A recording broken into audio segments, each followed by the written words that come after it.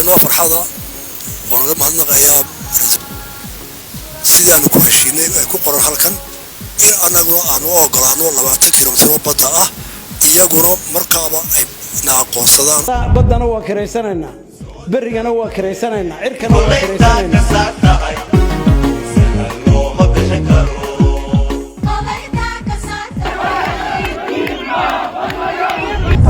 Soomaaliya kamid inay baxdo oo ku celinaya taaka dhulka Soomaaliya inay baxdo taaka kamid ah barigeena iyo badeena iyo cirkeena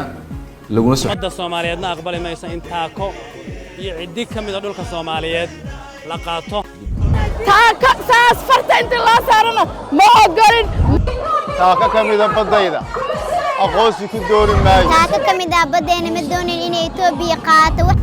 taaka Soomaaliya oo intaas leeg dhul kamidana ma bixin hal taako oo cid kula walaaloobayno oo madaxweyne qaran iyo mid gobol iyo mid degmo bixin karaan ma jirto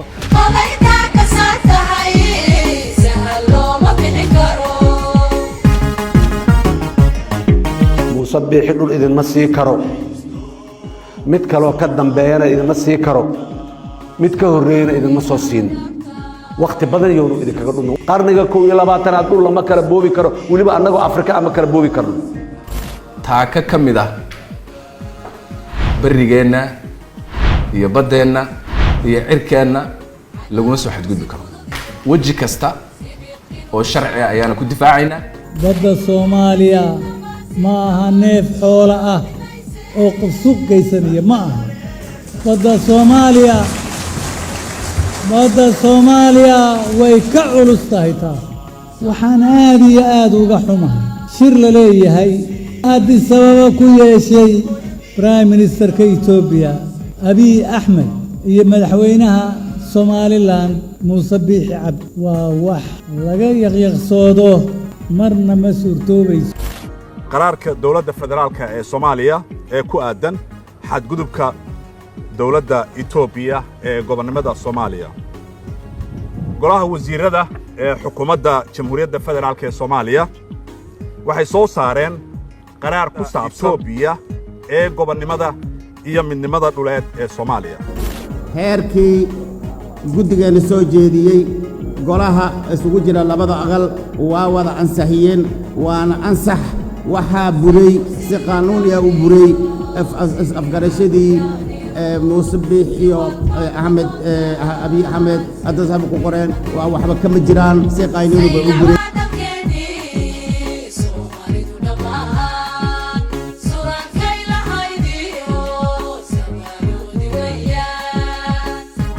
Abiy khabardar weeye marka hadduu yimid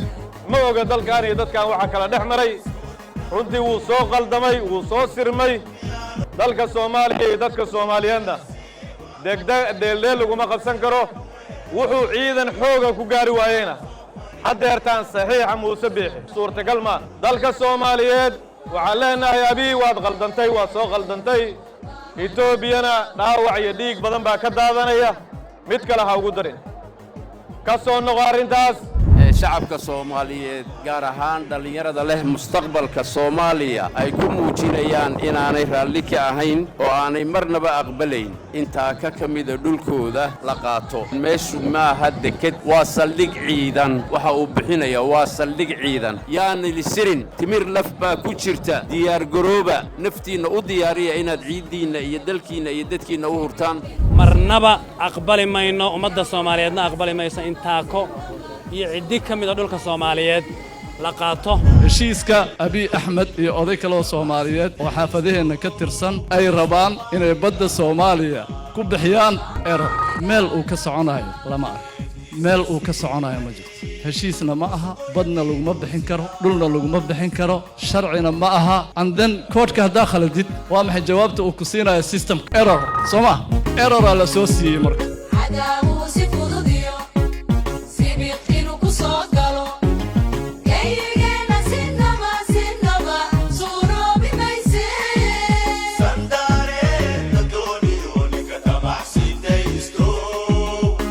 Soomaalidu waxay tiraahdaa berberi wax go' lagu qaado ka weyn badda Soomaalidu iyo dhulka Soomaaliyeed wax Muuse Biixi intuu degta ku rito oo uu degta u rito uu iib geeyo waa ay ka weyn tahay habar jeclay Muuse waa ka soomaaliyey soomaaliyey soomaaliyey soomaaliyey muuse waa kaa badda Soomaaliya ma ogolaanayno in annaga haltaaka dhulkeenna ah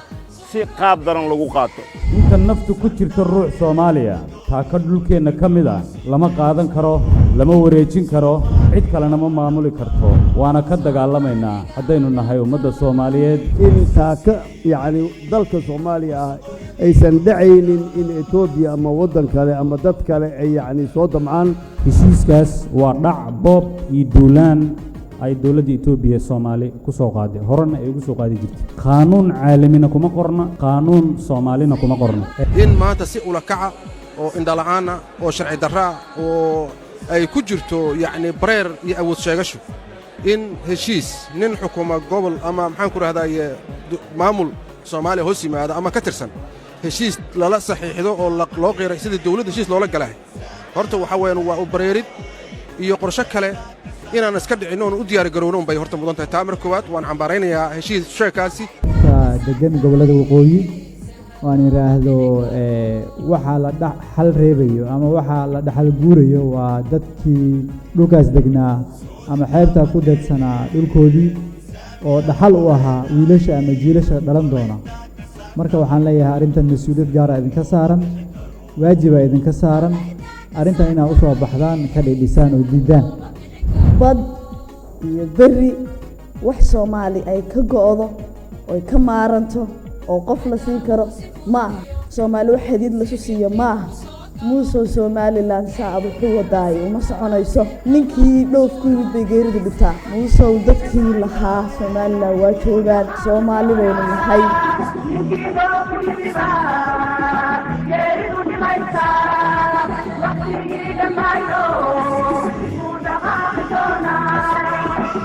madaxweynaha waqtigiisu dhamaaday Muuse Bixi Cabdi ayaa ku fududaaday in heshiisku sheeg uu saxiixo uu leeyahay 20 kiiloomitir oo dhul ah ayaan bixinay si naloo aqoonsado waxaan rabaa horta marka hore inaan sheego waxa la yiraahdo siyaadada af Soomaaligana lagu yiraahdo gobonimada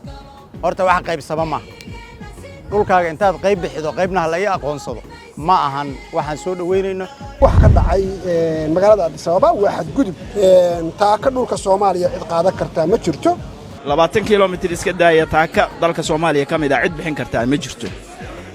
waana lagu xisaabtami doonaa insha Allah ta'ala badda Soomaaliya iyo biyaha Soomaaliya iyo bariga Soomaaliya in meel laga soo galo ma ogolin dhiigaynaan huraynaa naftaynaan huraynaa maalkaynaan huraynaa waqtigaynaan huraynaa Muuse Bixi waqtigaagi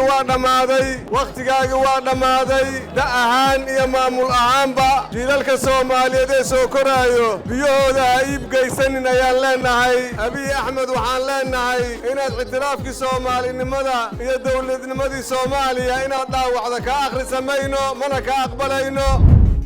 dalkan waxa matasha dawladda Soomaaliya ee Muqdisho fadhida ayaa sharci ahaan matasha ma jacayl iyo dooh iyo nacayb midna wax ku salaysan ma waa arrin sharci oo halkaa taala dhulkeeda iyo baddeeda iyo hawadeeda inaad cid shisheeye siiso historian iska daa inaad bixisee xataa amendment wax ka bedel baanu baarlamaanka dhan soo dalban kareen iska daa madaxweyne badayada in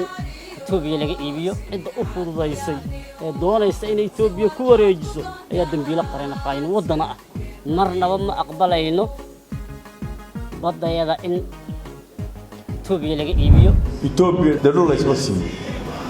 markaasi waa laga heshiiyaa laakiin dadul isma siin nimankii dhulkeena qayb haystay ee Itoobiyaanka ah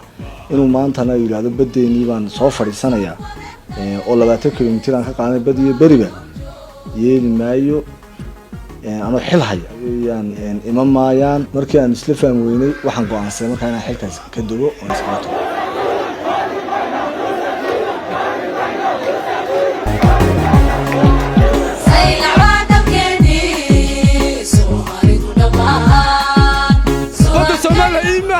shacabkeeda difaacanaya dhulkii baa cuntay badiina culumis waxaan u sheegayaa badan waxa iska leh inanka ila raas casir iyo raas kambooni jooga safaxood safiriya area Itoobiya dhayal ku qaadatay maanta waan soo jeednaa bad bay ka hadlayaan iyagu suuliga qudhaatan ku shilin iska bixina maarta taasaana siineen maxaa imiga Muuse Bixi hadaladiisa waxa kamida waa dhul ballaaran waa dad quwad weyn maxaa quwad iyo badaha ilaahi aan abuuray adduunkana kale bad ma siine adu waxa bad dawsiiraysa raas kaambooni ilaa law yacabda dawladda Soomaaliyeed ba ka masuula waxa kale halka ku haya xeerka in la dhowro dalka Soomaaliyeed iyo dadka Soomaaliyeed oo ay masuul ka tahay dawladda federaalka ee Soomaaliya mililik ilaa iyo hadda waxay rabaan inay bad qaataan ka yeeli mayno Muuse Bixi haduu iibiyay annaga u nool waanu difaacaynaa haddii aanu xamar culuwnay waanu heshiinaynaa laakiin xabasho heshiin maynaano dhulkan aad ku tashanaysa raggii waxa leh oramada yiri ku dhali maysidaa argacaliye dhul aad leedahay Muuse Bixiyow ku tasho annagu Soomaali way baanahay ummadda Soomaaliyeed meel walba ay joogto inay gamcays qabsadaan Muuse Bixi dhidhi buu lugaa kula jira Muuse Bixi dhidhida lugaa kala baxo annagu haddaan ay dhalinyartii gobolka Awdal ay u dhalatay dhulkan Muuse Bixi waxa leenahay saacada imika isxasib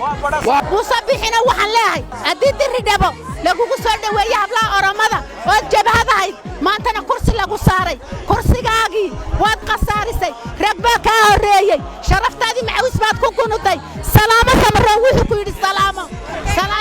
war annagu kajad taariikhda xabashada iyo Soomaalida u dhaxaysay ilaa waqtiga Axmed Gurre ragii dagaalamayay ee dhigooga dhulka u daadinayaan nahay mana yeelayna haddoon ka dhaqanahay haddoon ka badannahay haddoon ka wanaagsannahay haddoon ka dhalinyaro badannahay haddoon ka geesiyan badannahay ma yeelayno Muuse waxaasi kaama soconayaan ma oramad itiraaf ka raadinaysaa Muuse maxaa kugu dhacay anoo dhalinyaradii gobolka kula lugaya iib maaha ayna heshiiska oo Muuse Bixi la soo diray Itoobiya waxaan ogolahay maaha haddaan u dhahay dhalinyarada degmada Lugaya iyo dhammaan waaxigeeda intuu dhaqan ka hadlayna waa xarunta weeyaan dagaal baanu ka xignaa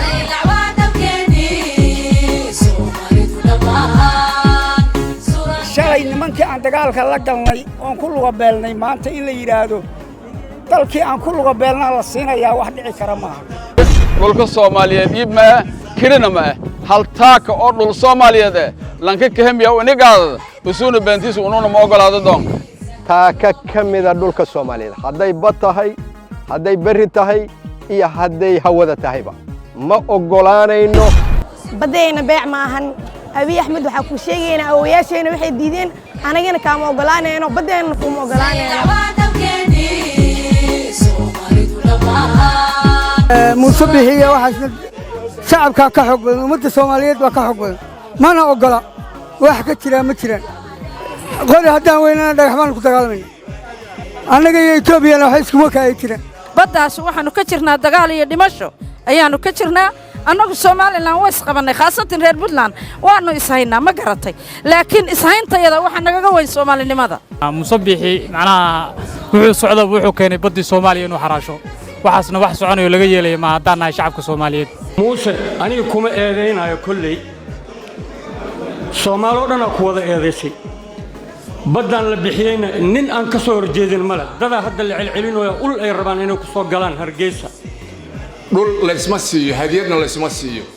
dhulkan Soomaaliyeedna waa dhul taariikh leh annaga iyo Itoobiya waxa weeyaan waliga waanu isnaqaanaa waxaan isku naqaanay dagaal iyo in dhulkeena haysato Itoobiya nagama xoog roona hadda nagamana ciidan roona hadda nagamana hub roona hadda waa ogtiin cunaqabataynta hubkana waa la qaaday nin kastoo Soomaali aan qori buu haystaa waxaanu maqlaynaa dhulkeena waxa lagu iibsaday i'tiraaf dhulkayaga ninkii doonayo inuu duudsiyo rabo annagu diidnayo ogow hal taako oo ka mid ah bariga iyo badda Soomaaliya inaysan cidna saxiixi karin wixii awooyaasheen ka dagaalameen ee ay diideen qarni ilaa qarni markaanu carruurta ahayn weerka loo xidhay reserve area ugu dambaysay bixinteedii baa maantana nin intuu kolay ku qaatay yidhi wax ka soo iibiyey Itoobiya war waxaasi miyayna qabatay waxaan leeyahay ummaddu ha toosto war waxaan faraha ha laga qabto war meel ka xun baa laydinka dooni doonaa qofka muslimka oo keliya ayay u bannaan tahay inuu dhulka beer ka samaysto ama daar ka samaysto ama ceel ka qoto laakiin gaalo uma bannaana inay waddanka muslimiinta beerna ka samaystaan aqalna kama dhisan karaan dekad kama samaysan karaan Sheekh Cali Jawhar runtii waa u hambalyeelaya sheekhi weynaa oo deegaankaas joogay mowqif shariif ayuu istaagay sheekh kale sheekhul beledkii way nigaa sheekhaas iyo culimo kale oo tiro badan iyo odayaal dadkuna hogaankooda waa kuwaasa dhalinyarada hadashay wasiirkii iscasilay ummadda ilaahay oo dhan ninkii looyarka ah shalay hadlayay daraad hadlayay oo hargeysa ka dhex hadlayay dadku baraarug fiican bay joogaan laakiin waxay u baahan tahay in odayaashan iyo dhalinyarada halkan joogay iyo gobolka awdal iyo gobollada kaleba in bannaanka inta la soo istaago maalin kasta waa dadku sida cuntada loo siinayo cuntada iyo hawada say ugu baahan yihiin bay ugu baahan yihiin hadalkiina inay maqlaan. We join other partners in expressing our serious concern as well about the resulting spike in tensions in the Horn of Africa. We urge all stakeholders to engage in diplomatic dialogue, and the United States recognizes the sovereignty and territorial integrity of the Federal Republic of Somalia within its 1960 borders. maantii la kala hariyo guryaha la joogaya maaha loo diyaar garoobo difaaca dalka u soo istaaga ka soo baxa guryaha caddaysta mowqifkiinna waxa aad qalbiga ka wada jeceshiin aad qalbiga ka rabtaan oon ogahay ku qowla bannaanka la imaada meel kastoo aad joogtaan haddii loo baahdana inaad naftiinna u hurtaan u diyaar garooba